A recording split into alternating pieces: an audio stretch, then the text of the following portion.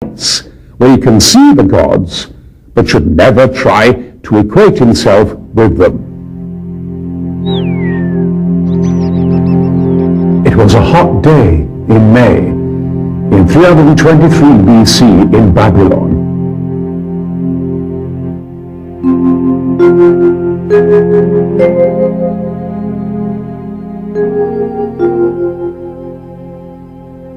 In accordance with custom, Alexander made sacrifices to the gods and divided the pieces of meat among his soldiers in all the battalions.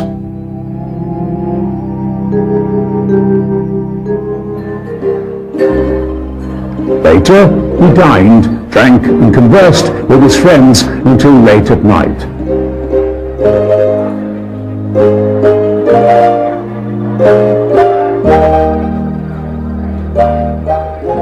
Subsequently, with a few more friends, he visited the home of Meros, where he had been invited, and they drank copious quantities of wine.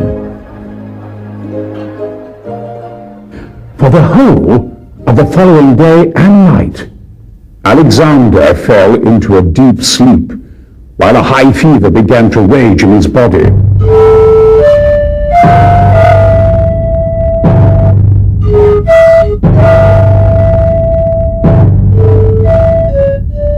On the third day, despite the fever, which blurred his gaze and made the world appear to swirl around him, he asked to be carried in his bed to the altar in order to perform the sacrifice.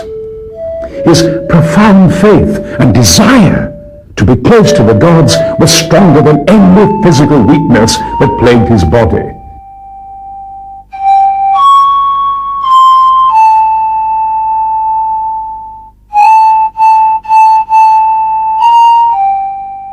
As night fell and the fever reached the limits of his endurance, Alexander, his voice reduced to barely a whisper, gave orders to his commanders for the Arabian campaign, which had already been organized. Plutarch tells us that Alexander went on like this from day to day as his strength gradually seeped away.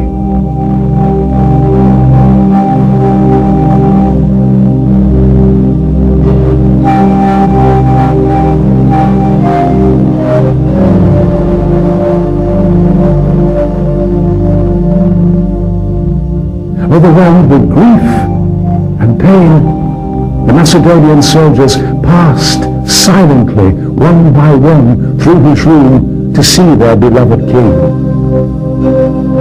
Alexander, his eyesight failing as the fever took its toll, would raise his hand with great difficulty in a gesture of final farewell, inclining his head slightly.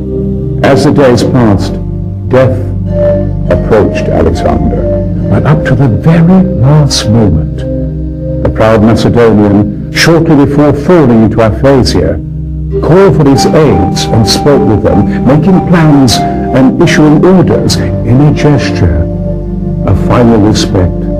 Outside the chamber in which their king was dying, his soldiers, who worshipped him like a god, counted down the hours of life for the man who had led them for 13 years from one glorious victory to another.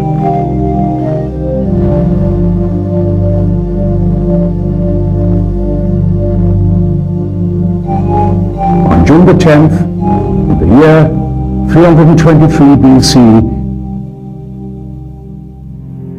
Alexander the Great closed his eyes forever.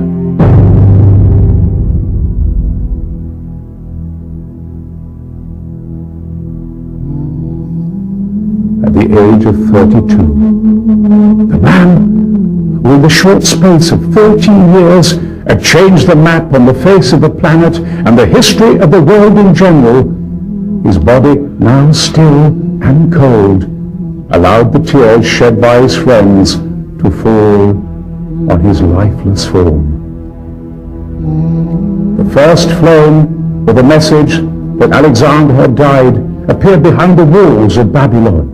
Then a second, and a third, and a fourth. The mountain tops from Babylon to the Indies and to Macedonia and Atalanta in Sicily echoed with wails and cries of grief, with flames and smoke that ascended in mourning, rising up to the ethereal heights. And among them fluttered the soul of Alexander, flying up to the heavenly sphere, to the cradle of the Olympian gods.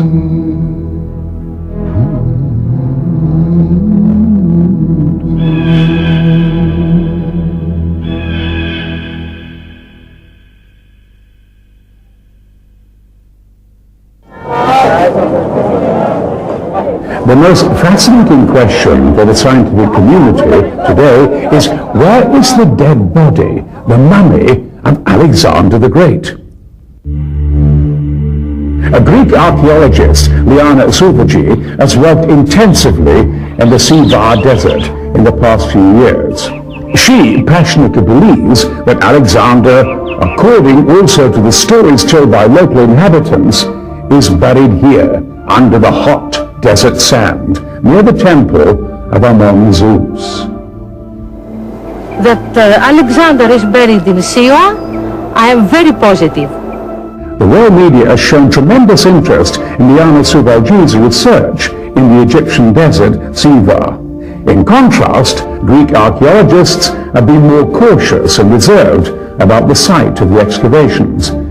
Despite the Greek reservations, Liana Souvaji and her colleagues continued the research, convinced that the Sivar Desert conceals the body of Alexander the Great in its scorching embrace. Alexander is buried here. So far, Liana Souvaji's dream, which is also a worldwide dream, has not become a reality. The ruined temple of Amon, the Siva oasis, the earth of Egypt is keeping its mouth firmly closed. Shortly after Alexander's death in 329 BC, and for the next 600 years, conventional history has it that he must have been buried in Alexandria.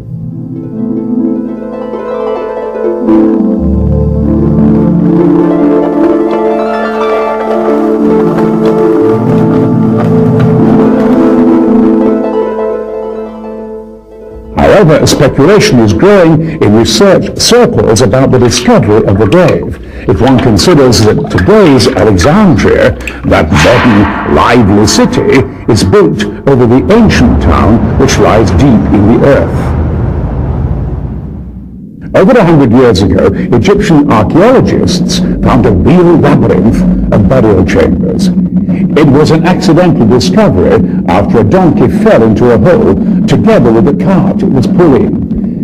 Optimism that Alexander's burial site may have been found later gave way to pessimism.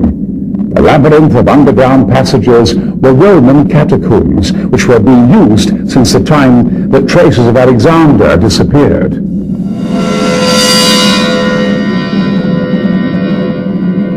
A burial chamber guarded by Egyptian demons with Roman legionnaire uniforms impresses visitors.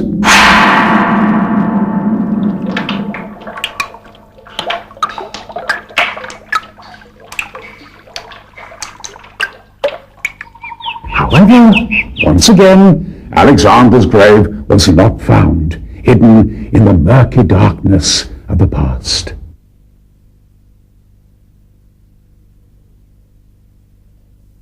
The writer and director of this film, Paul Pisanos, had a unique experience involving the grave of Alexander the Great. In the spring of 1999, he was informed by a Greek working on Amman, Jordan, that Alexander was buried there, very close to the ancient Greek area of Gerasa. Paul's surprise was even greater when he was told that he could see Alexander's grave and film it if he paid the sum of $150,000. Paul traveled to Amman and met with the people who assured him that they could lead him to the person who knew the secret of the grave.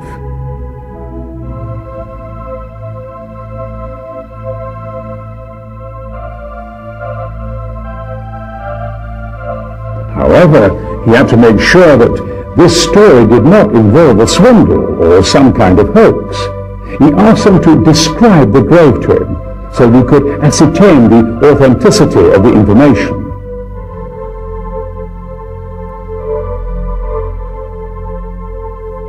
A white-haired, well-dressed Jordanian with a serious appearance, speaking fluent English and giving only his first name, gave him a great deal of information, which Paul noted in meticulous detail.